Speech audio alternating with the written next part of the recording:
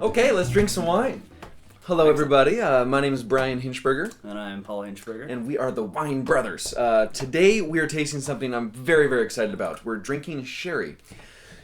Sherry, kind of one of those wines that I think a lot of people are scared of. A lot of people think are trash because it got a really bad rap for some stupid reason because you're supposed to cook with sherry. There's sherry vinegars, and people think vinegar's bad. I don't know. Yes. Cream sherries, they're sweet. They're, they have a lot of bad connotation. And I want to tell you right now that sherries are amazing. Yes, they're definitely different from your regular wine. They don't taste like what you're expecting from no a Cabernet. wine. They're not at all. But you have to enjoy them for what they are. Absolutely. And I'm excited to enjoy them these. for exactly what they are. So basically, sherry, we're sitting on the southernmost tip of Spain in sherry country. Andalucia, that area. And on that little tiny tip is sherry production. It's the Sherry D.O. So people have been making sherry for hundreds of years, centuries and centuries. In fact, Columbus, when he came across and did whatever he did to here in America, he brought sherry over. America used to love sherry. Then, like I said, it kind of went all south. So from the tip of sherry, there's basically like 9 villages that make sherry. There's 3 main ones that you have to do in order to call it a Sherry D.O., which happened in 1933, I believe. So there's Jerez-de-Frontera, there is Sanlúcar de Barrameda, and there's also El Puerto de Santa Maria. Today, we are drinking Gutierrez Colosia. Super, super cool house. 1833. They've been making sherries. Wow. I don't even know how to comprehend that, really. That's a long, long time.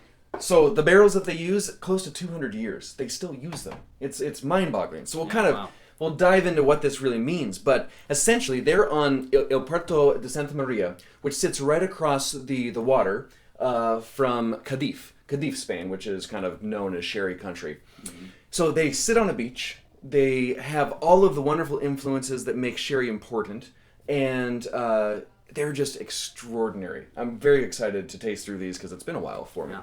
So let's kind of break down sherry. You kind of notice we have these all in front of us. We are going to taste 3. It's called the Vino Generoso styles. They're all dry styles of sherry, and essentially in the production of this, the grape Palomino Fino. Palomino is the grape of sherry. You can do other things like Muscatel and Pedro Jimenez, which we will taste. Mm-hmm. But as far as the bulk of sherry production, it comes from Palomino. So, to start, we have Fino, we have Amontillado, and we have Oloroso. In the bodegas, you essentially have these super tasters, these amazing guys who know how to taste things. Juan Carlos Gutierrez Colosia is the one who does these, small little family production of fabulous sherries. But how this works, and Paul, chime in if you notice I'm missing anything. Oh, I will. But when the grapes are pressed, they're fermented totally dry, which means that all the alcohol eats up all the sugars. Dry wine, okay.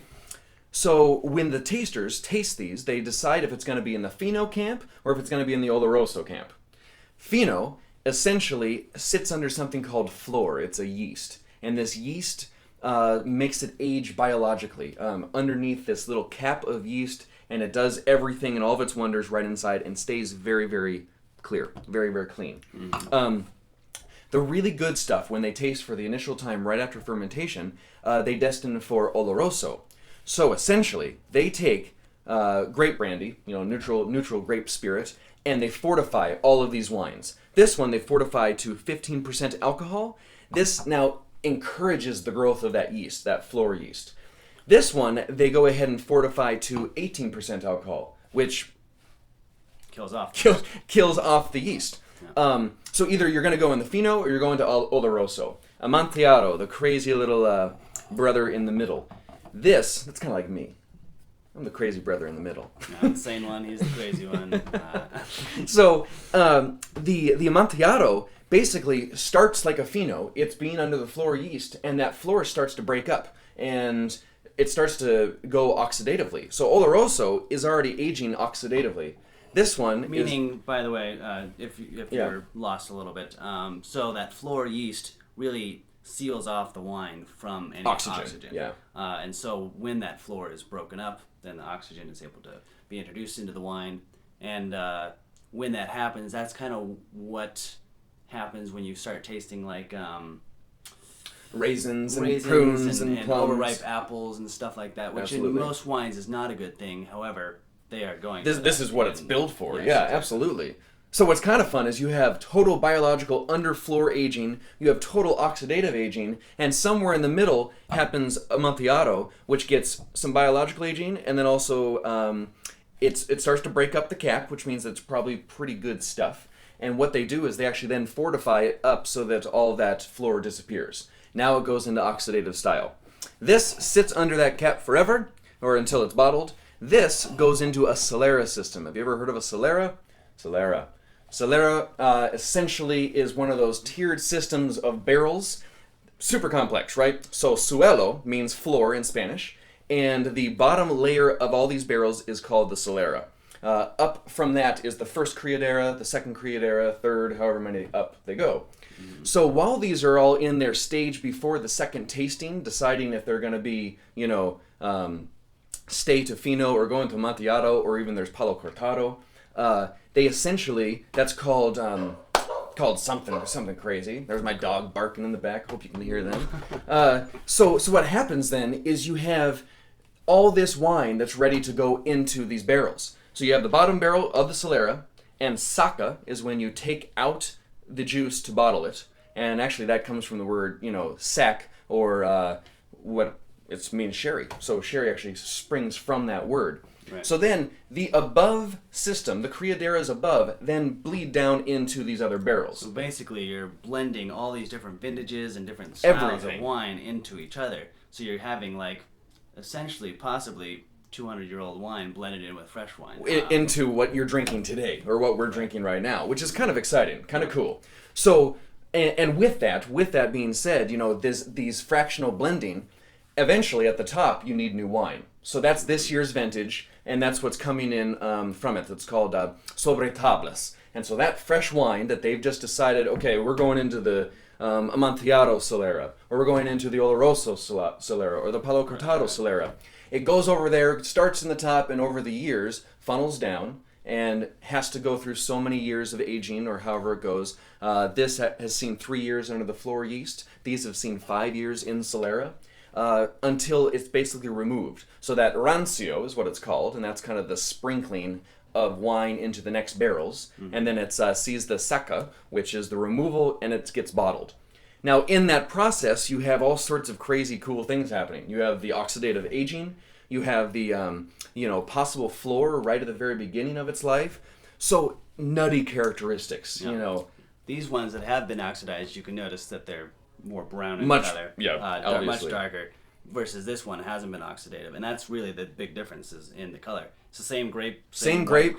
They all started together, but the tasters kind of destined them all to these different things. Yeah. It's all about fate with sherry, which I think is kind of exciting. It's kind of sexy, kind of romantic, So let's taste these. Let's talk about the differences. Technical jibba jabba. Jibba jabba done, and we're gonna talk about what's going on. So Paul, this is Fino sherry. Fino is an aperitivo, wonderful for any occasion. It's somewhat acquired, so maybe it's not your favorite style right off the bat, but essentially really, really great for appetizers. Sitting around eating cheese, manchego, whatever you may enjoy, is Fino. Paul, tell me. Oh, it's like sherry has its own flavor unto itself. It has that definitely oxidative characteristic. Even in the Fino, it's almost like a nuttiness, like hazelnuts or like pecans. I would say is an even better one. Well, and something it actually just hit me, and it reminded me, the soil here is unbelievable. In fact, check out these pictures of the soil of Gutierrez Colosia's vineyards. This is called Albaritza soil. There's also Arenas and Barro soils, but Gutierrez really, really works with the Albaritza soils. Bright white, they're chalky. Limestone, clay, sand, chalkiness. This screams of the ocean. I mean, these guys sit right on the beach, so it's pretty awesome. Basically, screams delicious seafloor, sea spray.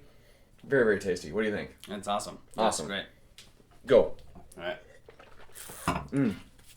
So Fino, like I said, great aperitivo. Moving into Amontillado, same style. You can do aperitivos. You can do this with dinner. They're all very fun. They're all very nutty. They're all very kind of funky. What are you getting here? So definitely has that similar like nutty characteristic, but with like I feel like molasses, and but it's dry. There's no sweetness to it. Yeah. But kind of like that remnants of molasses and like smoked nuts. I would say it's kind of. It's got some smoked nuts, and then like this raisiny quality. You know, it's got that oxidative. Yeah. But still very fresh. Very, very. You know, the acidity is still there. No. You know, it's brilliant. But the sea spray, the ocean, the salt, more in the Fino than kind of the more nutty characteristic here.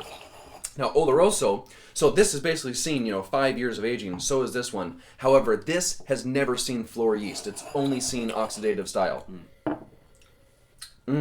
So this one, I'm about to spill all over myself. This is super nutty. Pecans galore to me. And what's fun with these is to really play with the pairings. Overall, I think they go really well with cheeses. They go really well with salads, really well with maybe different styles of fish, different types of chicken. They're kind of fun to play with. What do we have here? Oh, a little bit of cheese. So these are absolutely brilliant with food. Tell me about what do you think of the Oloroso? Well, what to say? I mean, I think it's awesome. I really want to try it with this Valdion, actually. Go for it. It's richer. It's nuttier. Exactly. Yeah. It's a little fuller on the mouth, heavier on the palate, and absolutely delicious. Now, while Paul's geeking out on this little combination, I want to tell you about this guy, Pedro Jimenez. So this is Vino Dolce Natural, which is a different style altogether. It's not fermented dry. It's actually fortified halfway through its fermentation, so it keeps its sugar. Pedro Jimenez is the grape, and what they do is they let them sit outside in the sun, picked. They shrivel up into raisins, super concentrated sugars, ferment it, halfway through, fortify it, and you have this unbelievable, rich, nutty, sweet, sweet nectar of the gods. I love this wine. And this is where I want to try a little bit of the Valdion. Valdion, delicious little cheese from Spain, wrapped in maple leaves. If you've never tried this, unbelievable. Yeah, it's awesome. Tell me. It really mellows out the Oloroso. Like, I love the way it melds with its. Oh, that's good. Oh man, do that one. So we don't have much time left because I got to keep this under 15 minutes so you all can see this on YouTube. Fino, Amontillado, Oloroso, Pedro Jimenez, Juan Carlos Gutierrez Colosia, heavenly, yeah. Oh, yeah. Making unbelievable wines down in El Puerto de Santa Maria, and check these wines out. These all sit, under $20, $30 or so, and then about mid-20s for a half bottle. Beautiful bottles. Check them out. Or, if you can't find these, try Sherry. Sherry's awesome. Yeah. Enjoy it. And cheers, everybody.